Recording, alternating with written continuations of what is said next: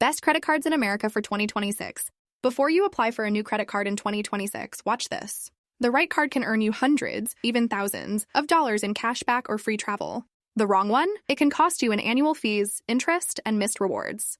Today, I'll break down the best credit cards in America for 2026 based on cashback, travel, beginners, and business owners, so you can pick the right one for your lifestyle. Let's get into it. Section 1, Best Cashback Card. If you want simple and powerful, cashback is king. One of the strongest all-around options is the Chase Freedom Unlimited. Here's why. Unlimited 1.5% on everything, 3% on dining and drugstores. Strong welcome bonus. No annual fee. For beginners or anyone who doesn't want to think about categories, this is extremely solid. If you prefer rotating 5% categories, look at the Discover It cashback. They match all your cashback the first year, which can double your rewards. Section 2, Best Travel Card. If you travel even once or twice a year, you need a travel rewards card.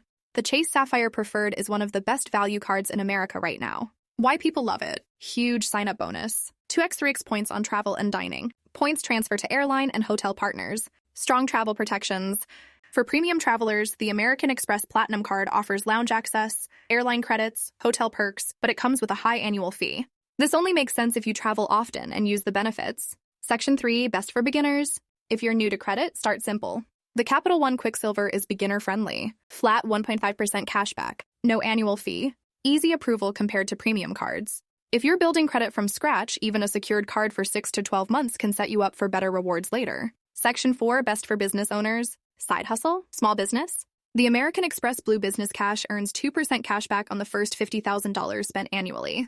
That's powerful if you're running ads, buying inventory, or paying contractors. Important warning, 80% get this wrong. None of these cards matter if you carry a balance. Credit card interest in 2026 is extremely high. If you don't pay in full every month, the interest cancels out all rewards. The golden rule: use credit cards like debit cards. Spend what you already have. How to choose the right card. Ask yourself, do I want simple cashback or travel points?